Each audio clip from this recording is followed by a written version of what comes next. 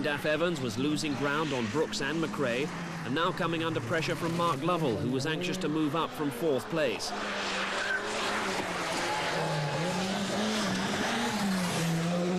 Here's Lovell starting the day almost a minute and a half behind Evans. He got 15 seconds back when Evans punctured on the 5th stage of the day, but up ahead it was still Brooks and McRae swapping fastest times.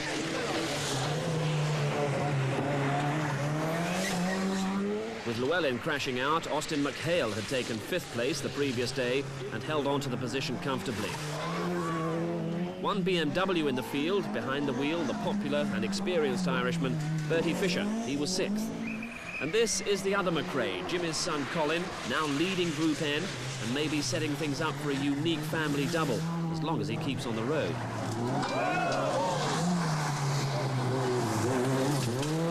Louise Aitken-Walker now had the task of upholding the Vauxhall Dealer Sport effort to place the Astra GTE as the leading front-wheel drive car.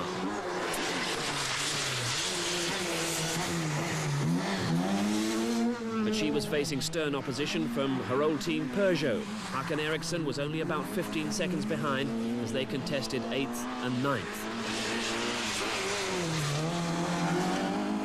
Things equally tight in Group N as Pentti Jyrkkala and Ronan McNamee continued the pursuit of Colin McRae.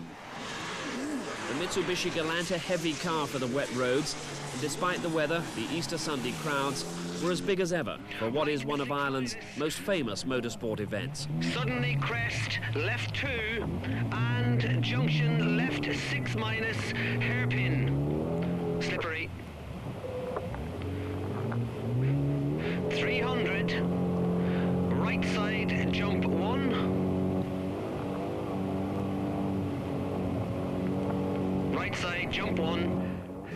End of the second day, all the fastest times were shared between Brooks and McRae, but it's McRae in front, only by 30 seconds though. It was developing into one of the classic battles between the two men who have dominated the British Championship over the last decade. Everything that Brooks tried, McRae was able to counter, especially in the area of tyre choice.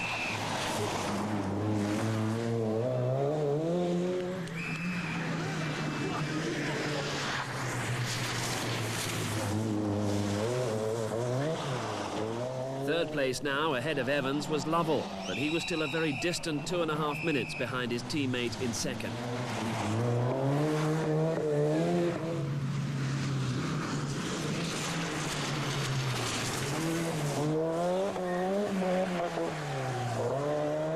Here's Evans in 4th. Disastrous tyre choices had left him without a hope of challenging Lovell again.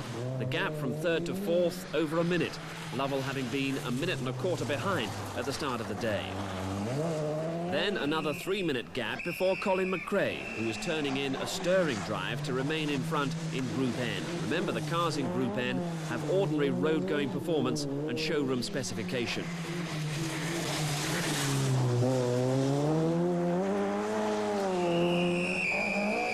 After McRae, Group A runners Bertie Fisher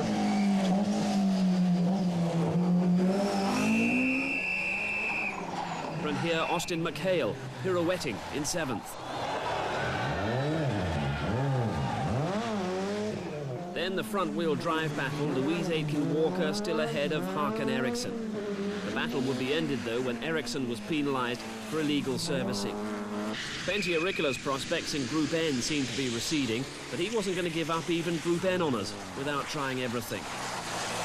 A sort of exhibition of car control that's worth seeing from the co-driver's point of view. Mirage.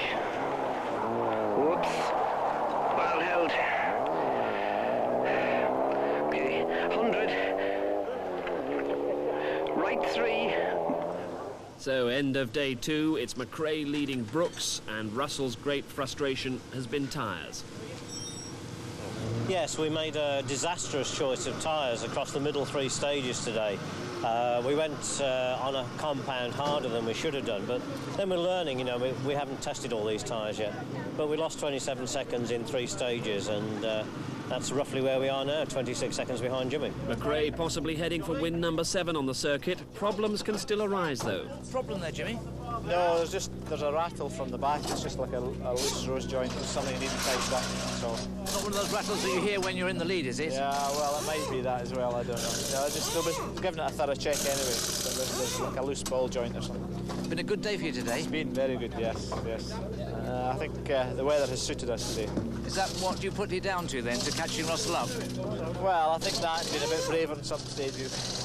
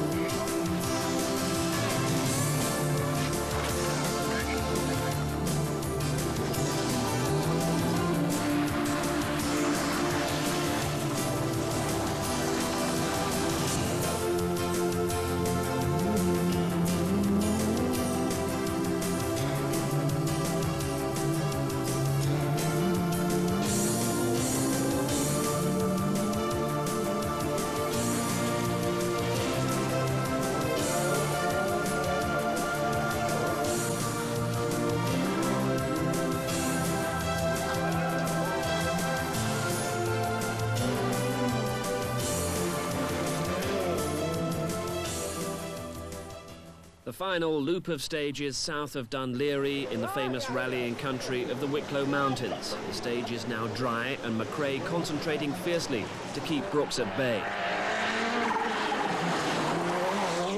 But even so, Russell was taking time off the Scotsman. He was reckoned to have covered the second stage of the day at an average speed of 101 miles an hour.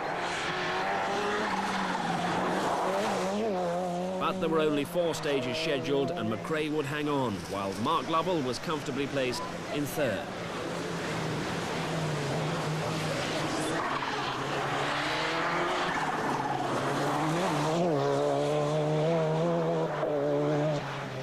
Fourth, the consistent Gwyndaf Evans, which will give him third place in the championship.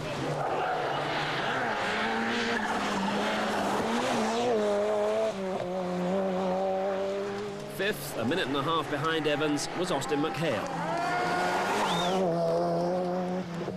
Then came Bertie Fisher's BMW, the leading non-Ford.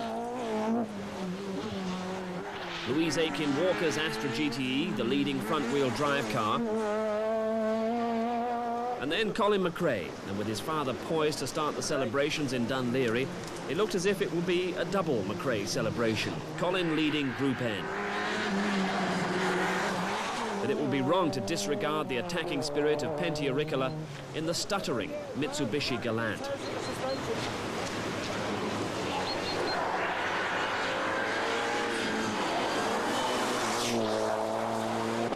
It's the last stage of the day. They've got a puncture, but good news for Aurikkala is just around the corner. Puncture.